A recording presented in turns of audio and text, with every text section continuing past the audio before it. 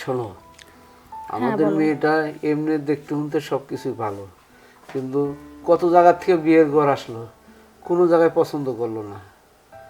একটু এই যে প্রতিবন্ধীর মতন করে, কীরকম করে, এই কারণে মেয়েটা বিয়ে দিতে পারতেছি না। আচ্ছা, তুমি একটা চিন্তা ভাবনা করো তো কি করা যায়। ঠিকই বলছো তুমি। পাত্রপক্ষ দেখতে আসলে সামনে এসে যেভাবে পাগলামো করে, কোন পাত্র পছন্দ করবে?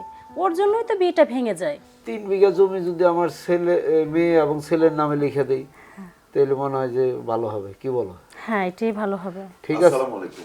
ওয়ালাইকুম আসসালাম। কেমন আছেন? হ্যাঁ বসেন মজ্জুম সাহেব, ভালো আছি আলহামদুলিল্লাহ, ভালো। হ্যাঁ আসলে আমি খাবারটা নিতে আসলাম। হ্যাঁ বাবা, খাবারটা গরম করে রাখছি, তোমাকে দিয়ে দেবো। আসলে আমাদের তো ছেলে নাই, ছেলে থাকলে তোমার খাবারটা পৌঁছে দিত, তোমার আর কষ্ট করে আসতে হতো না। আচ্ছা ঠিক আছে, সমস্যা নেই। দেখুন, আমি আসলে আপনাদেরকে একটা কথা বলতে চাচ্ছিলাম। হ্যাঁ বাবা বলো। আসলে আপনাদের মন খারাপ দেখলাম, কোনো সমস্যা হয়েছে? সমস্যা ওই যে আমাদের মেয়েটাকে নিয়ে অনেক জায়গার থেকে দেখতে আসছে, দেখে পছন্দ হয়, তারপরে ওই মেয়েটা কিরকম যেন করে, তারপর পাত্রপক্ষ চলে যায়, আর বিয়ের ঘর খালি ভেঙে যেতেছে, সব খালি ভেঙে যেতেছে। না, ওকে তো আমি দেখেছি, যেহেতু অসুস্থ সেক্ষেত্রে তো একটু সমস্যায়। তো আপনারা যদি কিছু মনে না করেন, একটা কথা বলতে চাই আমি। আর ঠিক আছে, বলো কি কথা। আসলে কথাটা যে কিভাবে বলি, আপনারা কিভাবে যে নিবেন কথাটা বুঝতে পারছি না। ঠিক আছে, তারপরও বলছি, আপনারা যদি রাজি থাকেন, আমি আপনাদের মেয়ে শায়লাকে বিয়ে করতে চাই। এটা তো খুশির সংবাদ বাবা। আমাদের প্রতিবন্ধী মেয়েকে তুমি বিয়ে করবে, এটা তো আমাদের খুশি। কি বলবো তোমাকে আমরা, তুমি কি বলো? হ্যাঁ, এটা তো আমার সৌভাগ্য, এত বড় সৌভাগ্য হবে আমার শালার, হ্যাঁ তোমার মতো মুয়াজ্জমের কাছে বিয়ে হবে, আমরা তো খুব আনন্দিত। দেখেন, কথাটা হয়তো বা আমার বাবা মায়ের বলা উচিত ছিল, কিন্তু আপনারা তো জানেনই আমার বাবা মা নেই, যার কারণে আমাকেই আসলে বাধ্য হয়ে বলতে হলো।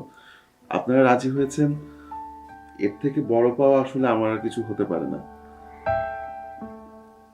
ঠিক আছে, আমরা তাহলে দিন তারিখ দেখে একটা বিয়ের ব্যবস্থা করে ফেলাই, কারণ তুমি নিজেই রাজি হয়েছো, যে মেয়েটাকে মনে করো 20-50টা ঘর আসছিল দেখার জন্য, কোনো পাত্রপক্ষ রাজি হয় না, এখন তুমি নিজেই রাজি, আমরাও রাজি, আলহামদুলিল্লাহ। তাহলে দিন তারিখ কি তৈরি করা যায়? হ্যাঁ, সবকিছুই ঠিক করবো। তার আগে একটা কথা বাবা, কি কথা? তুমি যদি কিছু মনে না করো, না না, মনে করবো কেন বলুন। তোমার কি কোনো চাওয়া পাওয়া আছে চাওয়া পাওয়া বলতে? আর আমাদের মেয়েদের জন্য? মেয়ের জন্য আমরা সবকিছু দিতে প্রস্তুত। তুমি শুধু একবার বলো তুমি কি চাও বাবা। দেখুন, আপনাদের কোনো অর্থ আমার প্রয়োজন নেই। আপনারা আপনাদের মেয়েকে আমার হাতে তুলে দিয়েছেন বা দিতে চাচ্ছেন, এটাই আমার কাছে অনেক কিছু। আর আপনার মেয়ের সাথে আমার বিয়ে হলে হয়তো বা আপনার মেয়েকে আমি উচ্চ বিলাসিতায় রাখতে পারবো না, কিন্তু আমার সামর্থ্যের মধ্যে যতটুকু দিতে পারবো, আশা করি ততটুকুতেই আপনার মেয়ে সুখী হতে পারবে।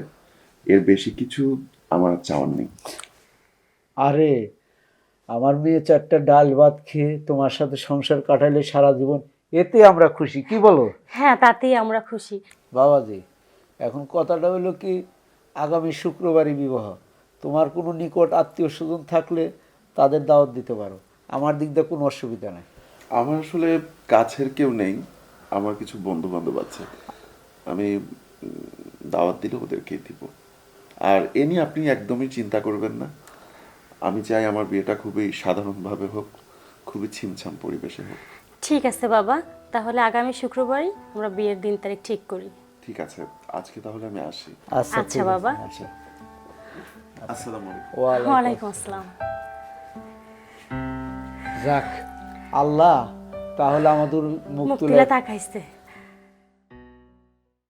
দেখো, আল্লাহর অশেষ রহমতে তোমার সাথে আজকে আমার বিয়ে হলো। আজকে আমি তোমার স্বামী। আর অনেকেই তোমাকে নিয়ে হয়তো বা অনেক কথা বলে, কারণ সবাই জানে তুমি প্রতিবন্ধী। হয়তোবা এতদিন অনেকেই তোমার পিছনে অনেক কথা বলেছে, কিন্তু আজ থেকে যদি আমার পেছনে বা তোমার পেছনে কেউ তোমাকে নিয়ে কথা বলে, সেগুলো আমি সহ্য করতে পারবো না। সুন্দর। হ্যাঁ, এমন করে না। আচ্ছা, বউ কি? বউ কি? তুমি জানো না বউ কি? এই যে তুমি যখন ঘুমটা দিবে তখনই তুমি বউ হয়ে যাবে, ঠিক আছে? আচ্ছা, আমাকে চকলেট এনে দিবা? চকলেট খাবে এখন? কালকে এনে দিই। এখন দাও। আমি তো এখন বাইরে যেতে পারবো না, এখন বাইরে গেলে সবাই দুষ্টু বলবে, পচা বলবে। তুমি কি চাও সবাই আমাকে পচা বলুক? তুমি আমাকে ভালোবাসো না? আমাকে তোমার ভালো লাগে না? তাহলে আচ্ছা, জামাই কি? জামাই কি তুমি সেটাও জানো না? এই যে আমি তোমার সামনে বসে আছি, একটা মেয়ের সাথে যখন একটা ছেলের বিয়ে হয় সেই ছেলের সমস্ত দায়িত্ব তার বউয়ের জন্য হয়ে যায়, তাকে জামাই বলে, ঠিক আছে? আমি একটু ঘুমাবো, আমি ঘুমাই। এখন থেকে তুমি নিয়মিত 5 ওয়াক্ত নামাজ পড়বা। নামাজ কি? আমি তো নামাজ পড়তে পারি না, আমাকে শিখিয়ে দিবা? অবশ্যই শিখিয়ে দিব, কেন শিখিয়ে দিব না? আমি তোমাকে নামাজ পড়া শিখিয়ে দেব। আচ্ছা, এক কাজ করো, চল আমরা নামাজ পড়ে নিই। নামাজ পড়ে তারপরে আমরা শুয়ে পড়বো। তুমি না বললে তুমি নামাজ পড়তে পারো না? হ্যাঁ। আমি এখন তোমাকে নামাজ পড়া শিখিয়ে দিব। আচ্ছা। হুম? তারপর আমি তোমাকে অনেক আদর করবো।